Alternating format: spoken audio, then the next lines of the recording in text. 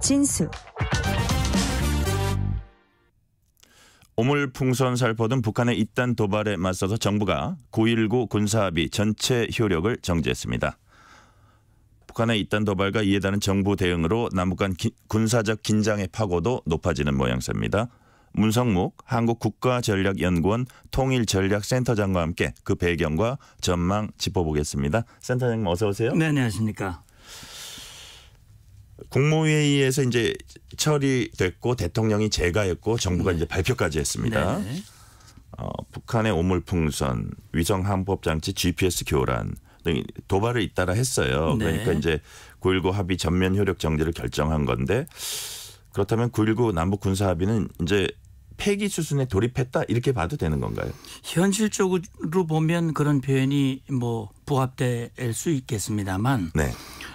정부에서는 분명히 조건을 걸었습니다. 그러니까 이게 완전 폐기가 아니고 남북 간의 군사적 신뢰가 회복될 때까지.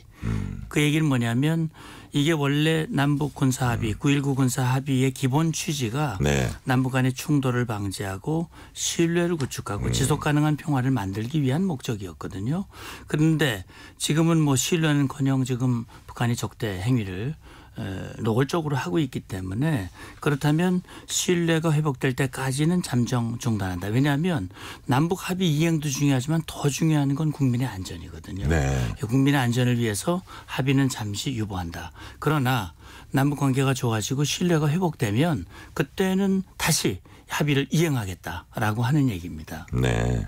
어쨌든 조건을 걸어서 신뢰가 회복될 때까지. 회복되면 그 정지를 푼다. 이렇게 이제 이해가 됩니다.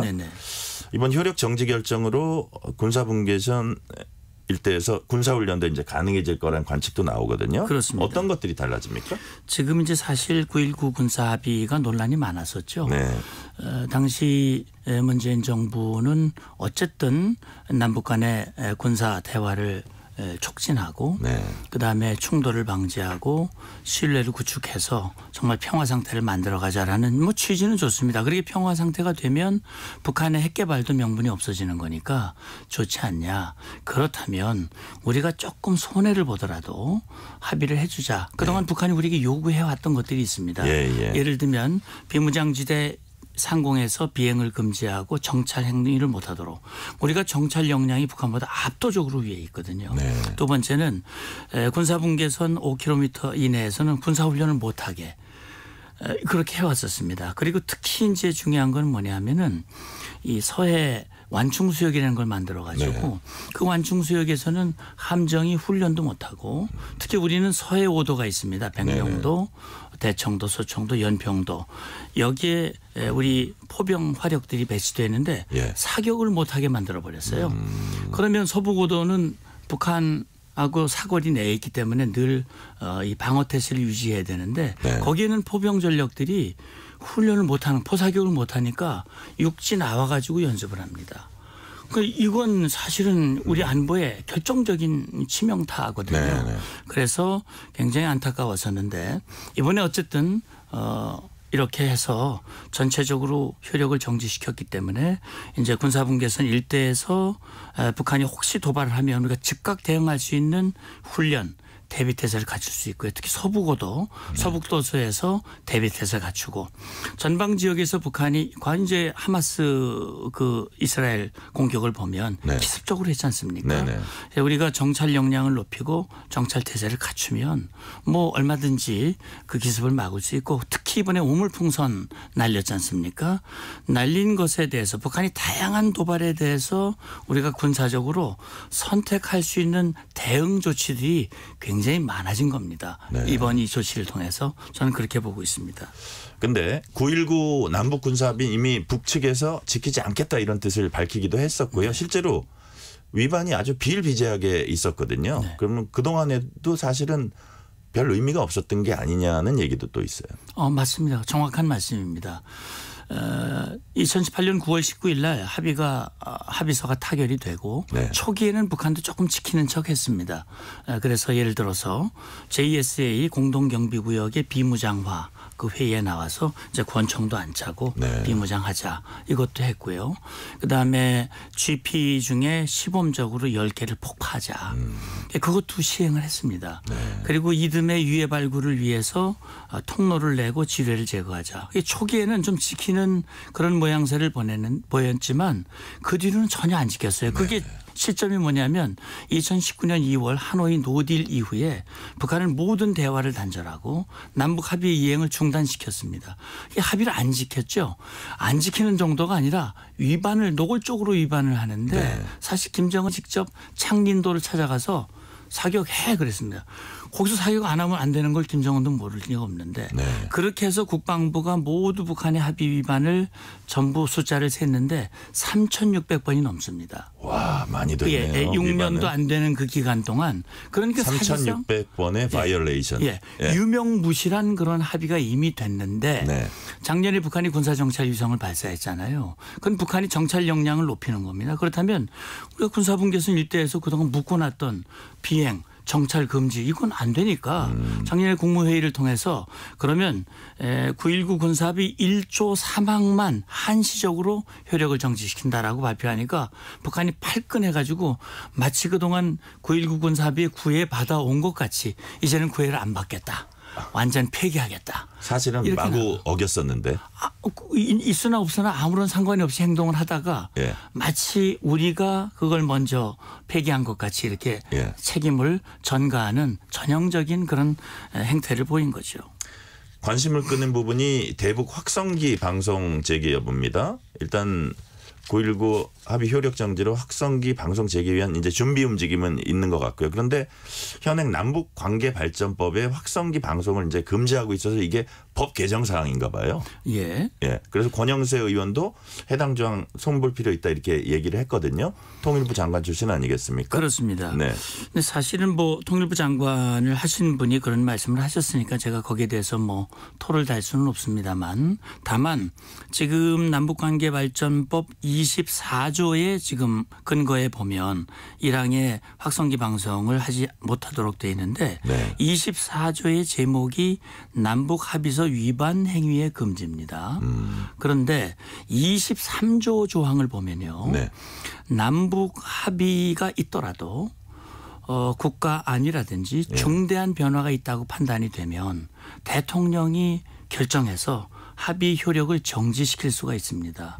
그러니까 저는 뭐 법 전문가가 아니라서 개정을 안 해도 된다고 보시는 거예요? 아니 왜냐하면 지금 국무회의에서 또는 지금 대통령실의 판단은 9.19 군사 합의의 정지만으로도 얼마든지 선택지가 있다. 다시 말하면 확성기의 재개도 가능하다라고 판단하는 것은 제가 볼 때는 합의를 정지시켜버리면 정지된 합의를 이행할 의무도 없는 거거든요. 네. 그러니까 24조라는 게 합의 위반을 금지하는 건데 합의 자체가 죽었는데 그걸 위반한다는 자체는 의미가 없는 것이기 때문에 그래서 저는 정부가 그런 판단을 하지 않았을까 싶고요. 그걸 떠나서 북한이 합의를 노골적으로 위반하면서 우리 국민을 위해하는 행위를 하는데 이 법조항에 이 묶여가지고 우리 국민의 안위와 국가의 안전을 지키는 이 자체를 스스로 못하게 하는 것은 저는 맞지 않다고 봅니다. 저는 그런 차원에서 봐서 이 법을 만든 분들이 나서서 이거 구애받지 말고 우리 국민의 안전에 우선적으로 조치를 했으면 좋겠다라는 그런 의견들을 좀 국회에서 좀 냈으면 좋겠습니다. 북한이 지목한 이번 사태 원인 가운데 하나가 남측의 대북 전단 살포였는데 이 부분과 관련해서는 지난해 관련법 조항에 대한 이제 위헌 결정이 내려졌고요. 정부 차원에서는 표현의 자유라는 이유로 제한하지 않겠다는 뜻을 분명히 했습니다. 이제 남측의 전단 살포는 탈북자 단체로 대표되는 이 민간 판단이지만 접경 지역에서는 또 긴장 고조 우려도 나와요. 이 전단으로 인한 그 부분은 어떻게 보세요? 예, 물론 이제 이 민간 단체가 전단을 보내는데 그걸로 인해서 북한이 반발을 하고 특히 군사 도발로 이어지면 그게 이제 우리가 또 대응하는 과정에서 긴장이 고조될 수 있습니다. 그런 차원에서 저는 그런 생각을 합니다. 이 탈북 민간단체에서 전단을 보내는 것은 저는 선의로 해석을 한다면 그분들이 북에서 속아 살아왔고 이 땅에 와보니 북에 있는 가족, 친지, 지인들이 속아 사는 것은 안 된다. 결국 근본적으로 전단을 보낼 수밖에 없는 것은 북한 정권이 네. 북한 주민들의 알 권리, 알아 표현의 자유 이런 것들을 완전히 구속하고 억압하고 있기 때문에 네. 동족으로서 그걸 문제를 해결하기 위한 충종으로 저는 하고 있다고 봅니다. 다만 그 하는 과정에서 군사적 긴장이 고조가 되고 우리 국민들의 안전에 위해가 될 수 있기 때문에 네. 저는 그렇게 하시는 분들도 자신의 원래 목적을 달성하는 것도 있지만 우리 국민의 안전을 위해서 그걸 노골적으로 공개적으로 자극하면서 하지 않는 지혜도 좀 필요하지 않을까 하는 생각이 들고요. 저는요 지금 이번에 NSC와 정부가 합의 효력 정지 조치를 취했고 북한이 추가적으로 오물풍선을 살포한다든지 GPS 교란이나 우리 국민에게 위해를 가하는 그런 행위를 한다면 선택지가 많아졌기 때문에 북한도 그런 도발이나 이런 조치를 할 때 자기들에게 오는 불이익이 무엇일까를 계산하고 하거든요. 네네. 그래서 이번 같은 경우도 우리가 북한 정권이 감내하기 어려운 조치들을 착수하겠다라고 하자 5시간 만에 중단하겠다라고 얘기를 했거든요. 예. 그런 차원에서 봤을 때 아마도 북한도 그런 계산을 전 하리라고 봅니다. 북한이 뭐 오물풍선이다, GPS 교란이다, 대규모 방사포 사격까지요. 여러 가지 도발을 이제 동시다발적으로 했는데 지금 이 시기에 북측이 이렇게 긴장을 끌어올리는 그 속내 배경이 어디 있을까요? 저는 조금 더 큰 안목으로 네. 거시적인 안목으로 볼 필요가 있다고 생각을 하는데요. 왜 그러냐면 김정은 입장에서는 긴장이 고조될수록 좋습니다. 왜 그러냐면 김정은 자신이 지난 연말에 남북 관계를 동질 동족 관계도 아니고 이제는 교전국 관계다. 네. 그리고 저 한국 것들은 자기들이 모든 가지고 있는 핵 미사일 모든 역량을 동원해서 초토화시키고 영토를 평정시켜버리겠다.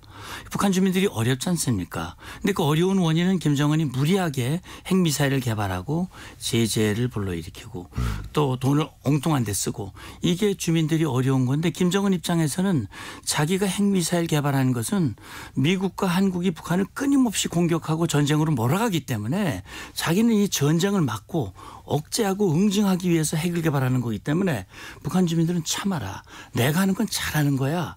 그걸 주민들을 지키는 거네요. 그렇죠. 그죠? 정당화시키려면 정당화시키려면 긴장을 고조시켜야 됩니다. 네. 그러려면 사실은 지금 한국과 미국이 북한을 공격한 적이 없습니다.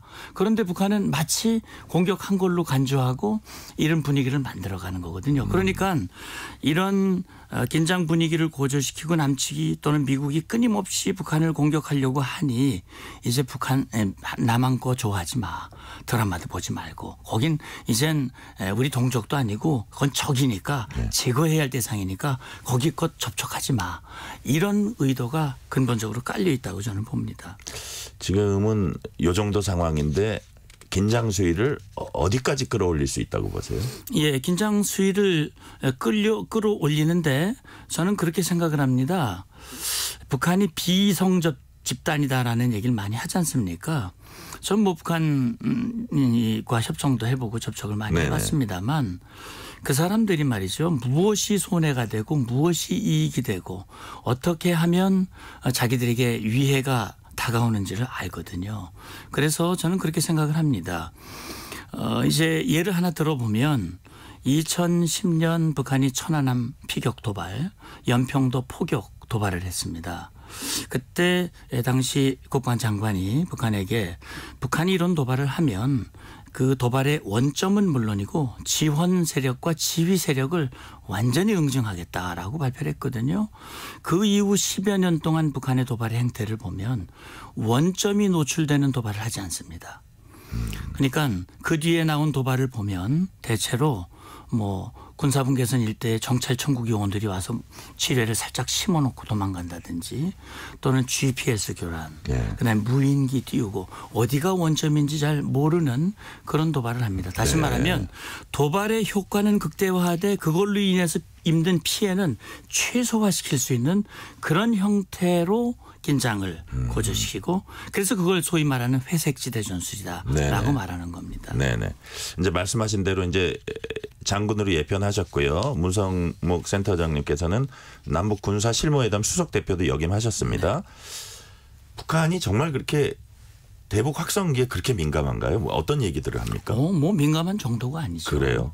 제가 북한과 협상을 하면서 북한 대표들이 제발 중단해달라고 여러 차례 사정을 한 일이 있었습니다. 그러나 그건 사실은요. 앞서 제가 말씀을 드렸습니다만 우리 헌법 3조에 보면 북한도 우리의 영토고 북한 주민도 우리의 국민입니다. 그래서 탈북 자유를 찾아서 탈북하는 분들에게는 조건을 달지 않고 우리 국민으로 인정을 하거든요. 북에 있는 우리 동포들에게 알 권리를 보장해 주는 것 이게 사실은 우리 확성기라든지 과거 2000년 이전에는 우리 군이 나서서 풍선도 보냈었습니다. 그러나 북한 측이 우리에게 사정을 해가지고 2000년 6.15 정상회담 때 풍선 날리는 건 일단 중단했습니다. 그러나 확성기 방송 우리가 중단하지 않았어요. 아마 앵커님도 기억하실지 모르겠습니다만 확성기뿐만이 아니라 전광판이라는 것도 있었습니다. 그렇죠. 전방 지역의 중요 오피에 전광판이 11개소에 있었습니다. 이거는요. 북한 군인들 접경 지역에 있는 주민들이 그걸 보고 빨래를 하고 영농을 했어요. 그 세상 돌아가는 걸 다 압니다. 자 그러면 북한 정권은 어떻게 보면 치명적이네요. 북한 주민들의 눈과 귀를 가려서 왜냐하면 거짓말하는 자들에게 가장 두려운 것은 진실과 정보거든요. 그러니까 진실과 정보를 북한 주민들이 깨달으면 아 속아 살았다. 그러면 탈북을 하거나 만약에 여건이 된다면 뭔가 반발할 가능성도 있습니다. 그런 걸로 봤을 때 북한 정권으로서는 이건 감내하기가 어려운 거고 또 한 가지 우리가 납득하기 어려운 부분은 뭐냐면 이게 이제 특히 민간단체가 보내는 전단 내용을 보면 김씨 가계도 김정은은 제1조포 고용이의 아들이다. 뭐 이런 내용들. 북한 김씨 정권들이 백두혈통 이 정권들이 정실 잘못해서 북한 주민들이 지금 어렵게 살고 있다. 이걸 얘기해 주거든요. 이걸 북한식 표현으로 얘기하면 최고 존엄을 모독하는 겁니다. 그럼 밑에 참모들이 최고 존엄을 모독하는데 뭔가 안 할 수가 없어요. 그러니까 회담에 나와서도 저한테 뭐 전단이라든지 뭐 이런 거에 대해서 책상을 치면서 핏대를 올리면서 항의를 하고 그랬었거든요. 그러니까 결국은 북한 주민들에게 정보가 들어가고 특히 이게 보면 우리 그 확성기 방송에서 틀어주는 그 내용이 뉴스와 함께 감미로운 우리의 음악입니다. 그러면 북한 군인들도요. 북한군은 전방 지역에 뭐 5년 10년씩 근무합니다. 그러면 거기 앉아가지고 우리 남한 음악 들으면은 정말 좋죠. 사실 탈북 군인들 그 증언을 들어보면 자기들 쫄병들끼리 신고할 때 남한 가요 한 곡 부르기 뭐 그런 게 있답니다. 그러니까 북한 정권으로서는 이 확성기가 정말 치명적이고요. 그 단적인 증거가 2015년에 있었습니다. 2015년에 북한이 목함 지뢰 도발을 했을 때 당시 정부가 꺼졌던 확성기를 11년 만에 다시 켰거든요. 김정은이 그걸 보고 깜짝 놀래가지고 당장 끄라. 안 끄면 준전시 상태에 들어가겠다. 근데 우리가 안 끄죠. 안 끄니까 그때 당시에 이 뭡니까 황병서 김양건 내려보내가지고 이 판문점에서 2+2 회담이 있었습니다. 대화가 재개된 거네요. 재개돼가지고 거기서 합의를 했거든요. 8.25 합의라는 게 있는데 거기서 북한이 목함 지뢰 도발에 대해서 정식으로 사과했습니다.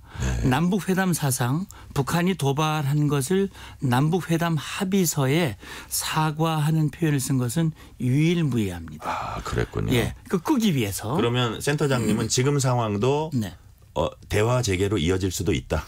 그건 뭐 당장은 아닙니다. 왜냐하면 김정은이 두각 두 국가론을 선포를 했고 모든 걸 단절하고 있기 때문에 그 기조가 바뀌지 않는 한은 당분간 대화는 쉽지 않을 겁니다. 그러나 모든 상황이라는 건 변하게 돼 있기 때문에 지금은 중국과 러시아가 뒷배를 봐주고 김정은이가 그렇게 아쉽진 않지만 그러나 상황이 변해서 달라진다면 예를 들어 우크라이나 전쟁이 끝나고 푸틴의 생각도 달라지고 또 시진핑의 생각이 달라지면 김정은도 다급하고 남측과 뭔가 아쉽게 뭔가 손을 내밀어야 될 그런 상황이 온다면 뭐 언제든 북한은 다시 나오게 돼 있습니다. 네. 마지막으로 하나만 더 질문 드릴게요. 대북 확성기 방송 재개와 함께 우리가 또 쓸 수 있는 카드가 뭐가 있을까요? 시간은 한 3, 40초 남았습니다. 죄송합니다. 저는요. 뭐 그거 말고도요. 앞서 말씀드렸습니다만 우리 군 당국이 북한이 오물풍선 날렸듯이 우리 군 당국도 북한이 풍선 다시 날릴 수 있습니다. 그리고 전광판 다시 킬 수 있습니다.